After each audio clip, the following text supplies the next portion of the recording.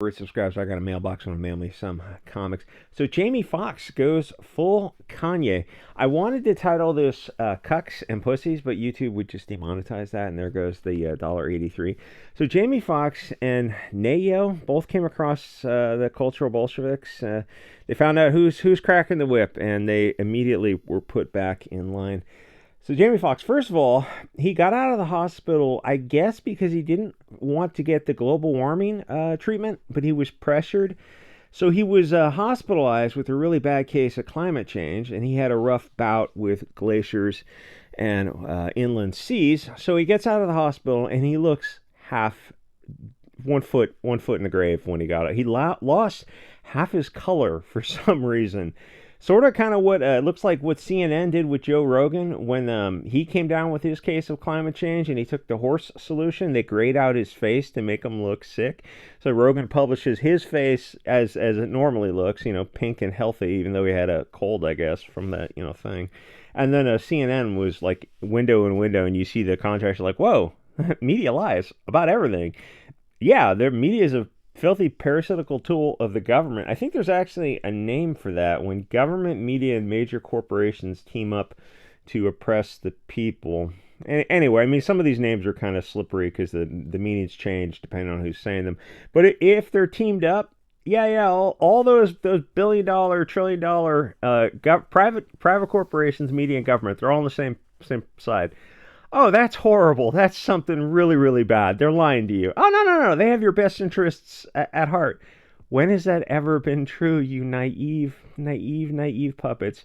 Anyway, so not you, but the people who believed, who always trust the media and government. They wouldn't lie to us. Of course they would. Have you perhaps cracked the history book? What's that meme? The more you know about history, the less you trust the media and the government. Anyway, so this is him out at post hospital. I hope he recovers. It looks like he had a rough bout of Anyway, so he had a close call with the grave. He gets out, and he must have had some issues with some friends while he was sick, maybe. So he says the line, "They deleted Jesus," and then some snowflakes got offended for some reason.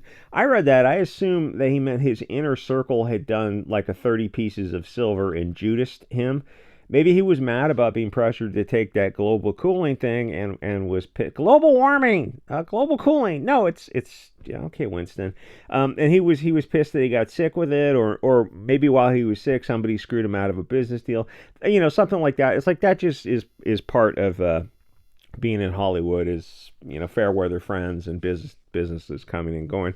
So the worst thing about social media is that people used to dump their personal issues out on the world. You actually are not supposed to air your dirty laundry to millions of people. Your private life is supposed to stay private.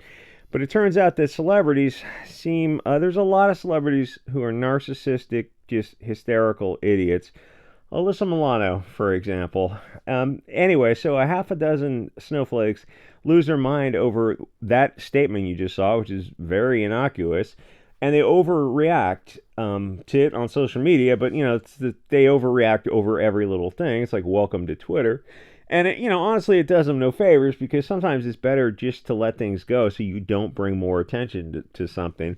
But that's not how social media works, because there are people on there who are professional complainers, because either they're monetized for their social media footprint with a way to get funded. Well, now Twitter has advertising on it, so it's something like, the more interaction you get with your Twitter footprint, you can get some serious amounts of money. The people were showing some of the checks they were getting from Twitter. One guy like $14,000 for the interaction on the ads on his channel. So they're doing a little profit sharing, which is not so good because it encourages people who have some big social media accounts.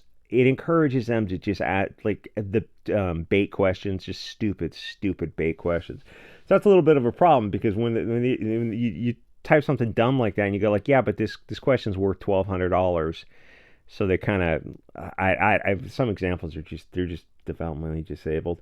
Anyway, so they're monetized either directly or indirectly. They've got Substacks and Subscribe Stars, as do I, and all that other kind of stuff. Or they do it simply for the dopamine, because there's a lot of legitimately crazy people out there.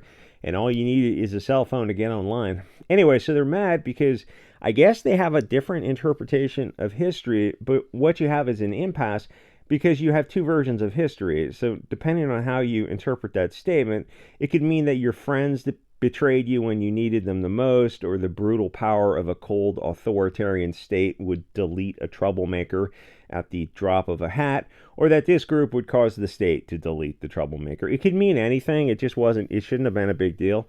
But in the case of the lady doth protest too much, they jump in and they start just whining about Jamie was talking about us.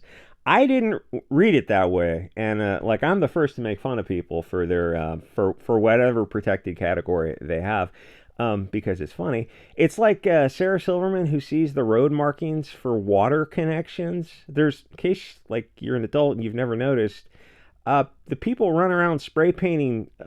Those aren't secret codes spray painted by Hugo Boss guys. You made it like she's 50 years old without ever noticing that there's yellow vest guys who go around the streets with trucks and they spray paint on the pavement. You never notice that? Like USB, I think it means Universal Serial Access, or USA or something, like Universal something. I just talked to one of the guys about what the codes meant one day because I knew one of the guys from the gym. Yeah, you never notice that stuff? Like, yeah, they're digging up the road, and they spray paint the road and white paint it. I mean, eventually it washes off, but that's because you never put two and two together. No, it's a secret Hugo Boss symbol. You think maybe you're crazy. Like, if you have a hot take like that, where it's something that's so commonplace, you think maybe talk to somebody in private before you just air that out to your 30 million followers. Like, I'd call up the street, I don't know, call up the city, call up someone. Say, yeah, I noticed these signs on the street. I'm just curious what those things are. I wouldn't lead with, because it's a cross, which means a four-way connection, right? And then there's two right angles at the end of the cross, which is telling you, I guess, the water connections, the power connections, the gray water drainage connections. There's all kinds of connections subsurface. I'd probably call somebody and ask before I put that out on social media to look like just a crazy person.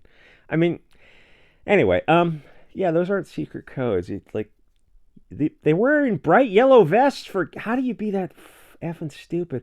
At some point, you got to just relax, and that you got to realize that you're the problem there. You know, like if no one else is noticing something, no one else is freaking out over something, but you are.